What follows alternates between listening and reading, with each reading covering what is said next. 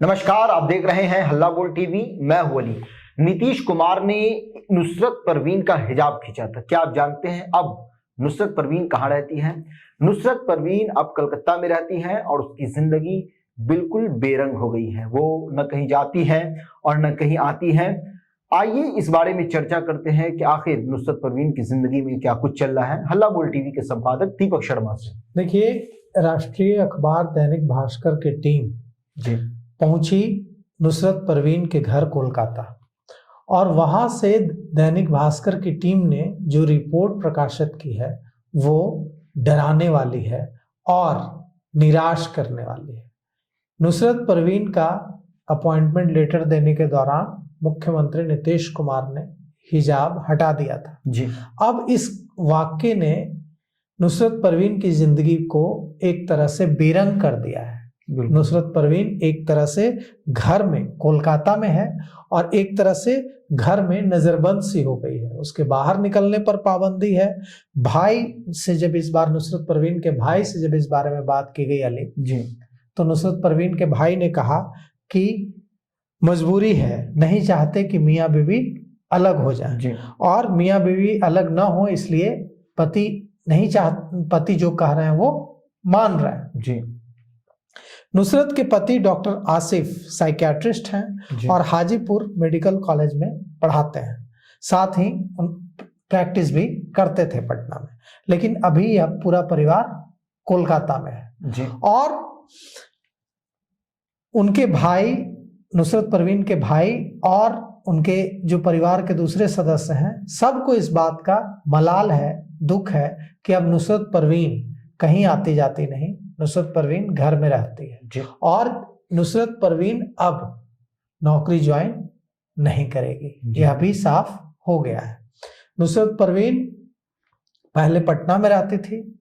राजकीय तिब्बी कॉलेज कदम कुआं में उसका पीजी का 1 साल का कोर्स बाकी था। नुसरत परवीन के 2 बेटे भी हैं, एक 14 साल का है और एक 9 साल का है। लेकिन यह जो 2 बच्चे और 2 किशोर बच्चे और नुसरत के पति और नुसरत, ये जो परिवार है, यह परिवार, ये जो वाकया हुआ है, इससे इतना ज्यादा आहत है कि अब नुसरत की जिंदगी पता नहीं कब सामान्य हो पाएगी।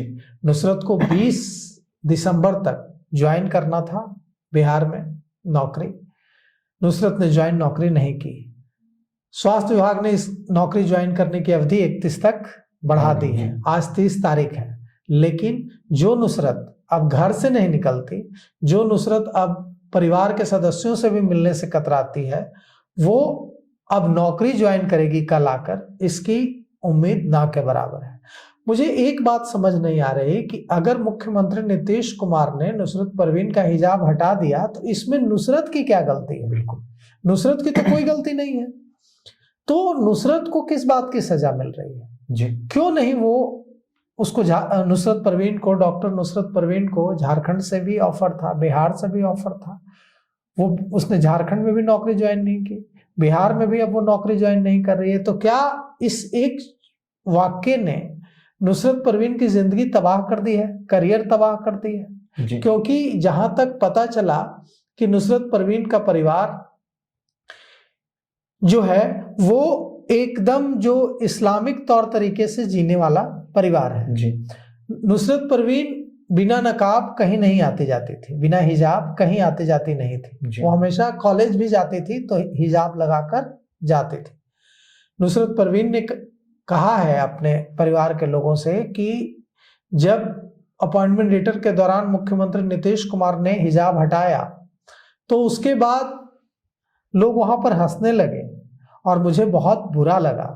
मैं वहां से अपॉइंटमेंट लेकर चली गई। थोड़ी देर बाद मुझे बहुत गुस्सा आया और मुझे लगा कि मैं वहां जाऊं फिर से और मैं अपॉइंटमेंट लेटर फाड़कर वहीं पर फेंक दूं उनके सामने।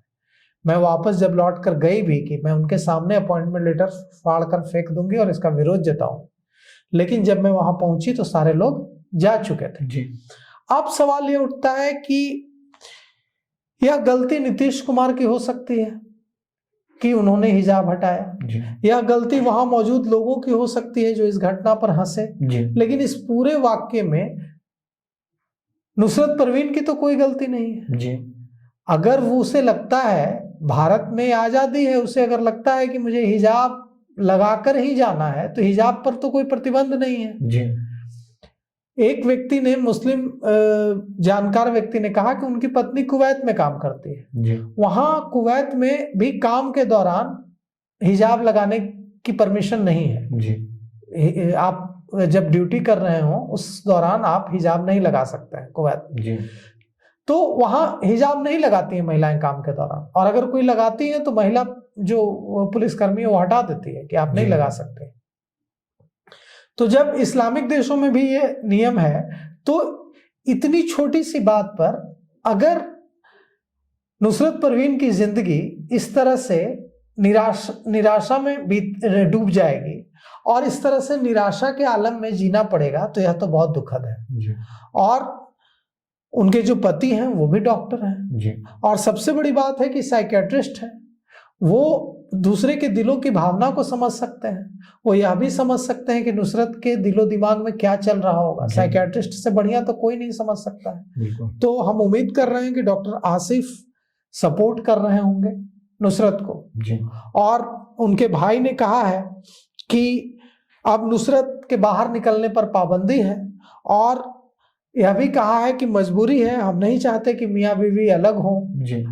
इसलिए हम बीच में नहीं आ रहे हैं, जो उनके पति का फैसला है वो हम मान रहे हैं। अब वो कोलकाता में ही रहती है और कहीं आती जाती नहीं है। जब उनसे बात करने के लिए पत्रकारों की टीम पहुंची तो उन्होंने बात करने से भी इनकार कर दिया।